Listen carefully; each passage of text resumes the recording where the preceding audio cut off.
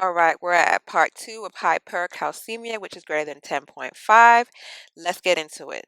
We will get kidney stones, of course, when the calcium clumps up, gets to the kidneys, and we can get kidney stones, and that can cause an obstruction in the urinary flow and blood flow also, and that can be shock. And that may lead to renal failure. So that is that. Now, moving on to magnesium. What is the regular magnesium levels? And the answer is 1.3 to 2.2. I have another little story about this. Her name is Mag. She has one suitcase and 3 sets of clothes, the 1.3.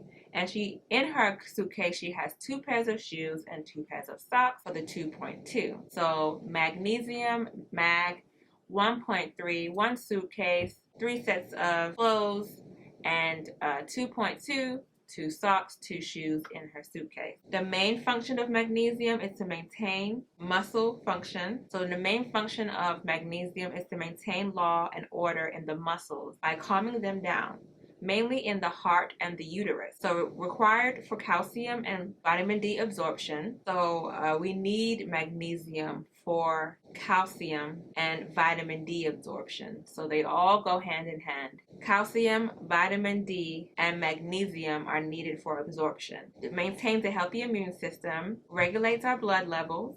It plays an important role in major cell functions like transferring and storing energy, regulates the parathyroid hormone, PTH, which also plays a role in calcium levels.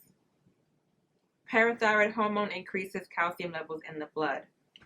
So low magnesium, low calcium, low potassium. Remember that. If you have low magnesium levels, you will have low calcium levels, and you would have low potassium levels. Because we know that with potassium, magnesium follows, right? Potassium and magnesium are friends. Calcium is needed for magnesium and vitamin D to be reabsorbed. In hypomagnesemia, low magnesium levels, the release of calcium by parathyroid gland is inhibited, and that is why you will see hypocalcemia if you have low magnesium levels. Let me say that again. In low magnesium levels in the blood, hypomagnesemia, right? The release of calcium by the parathyroid gland is inhibited, right? It slows down because, hey, we don't have a lot of magnesium, and magnesium and calcium rock together, right? So parathyroid hormone decreases the secretions of calcium. So now you have low calcium levels along with low magnesium levels. Magnesium also plays a role in the metabolism of carbs, lipids, and proteins, and blood pressure regulations. It is absorbed in the small intestine and excreted through the kidneys. So any issues with any of these systems can cause magnesium level issues. Things that can cause low magnesium levels of hypomagnesium, we would say alcohol, which is with every electrolyte, okay? Alcohol can cause you to lose your magnesium levels, but very much alcohol has a big effect on magnesium because alcohol stimulates the kidneys to excrete magnesium. And acute pancreatitis.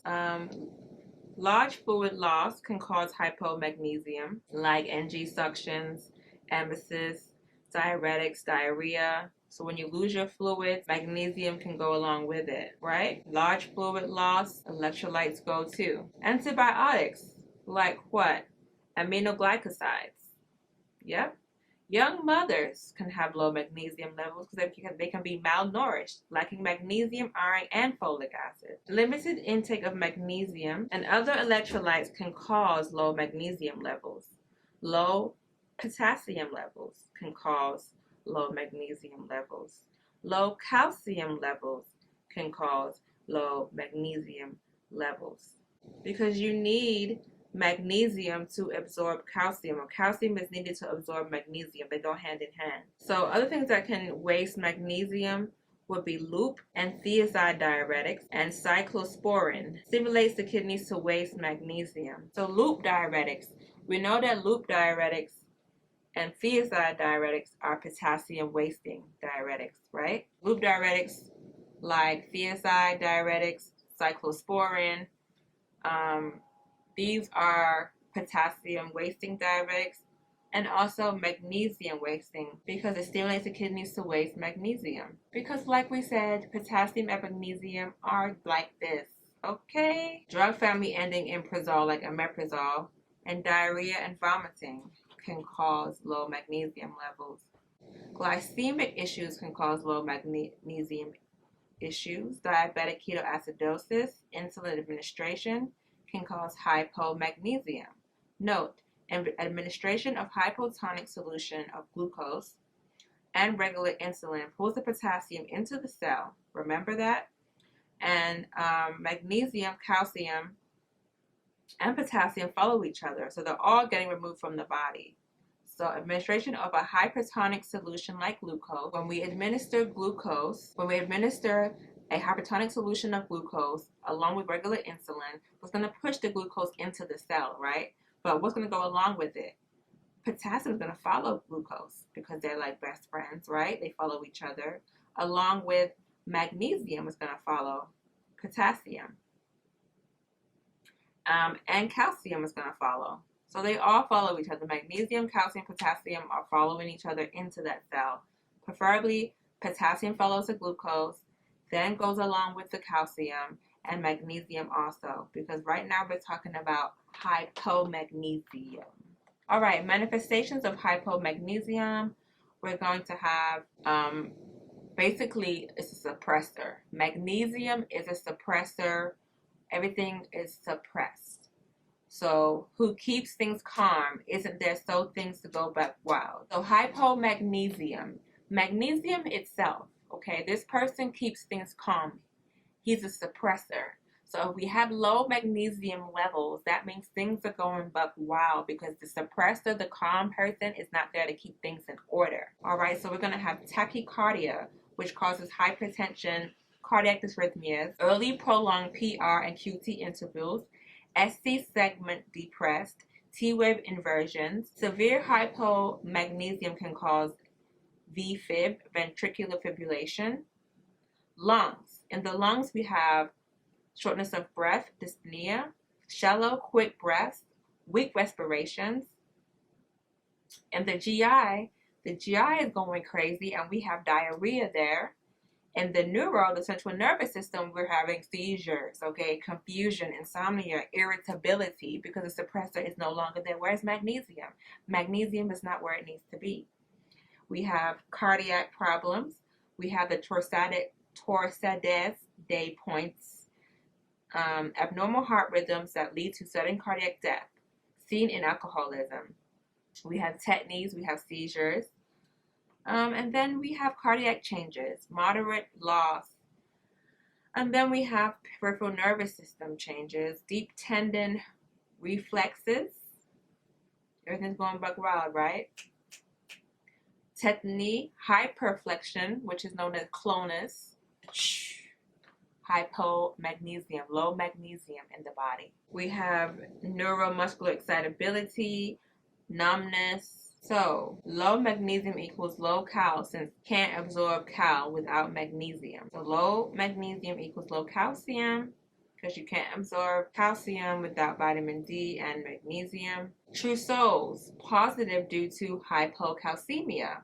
So you're going to have a positive Trousseau signs with hypomagnesium. The suppressor is not there. We said that magnesium, who follows magnesium? Calcium. Also vitamin D. So if magnesium is low, calcium will be low. So yes, we'll have a positive Trousseau sign and a positive Scholl's-Fleck sign, which is a cheek sign, because they all go along with each other. We said, what's hypocalcemia? Low calcium in the blood. What was the manifestations for that? They're attaching to receptor sites, right?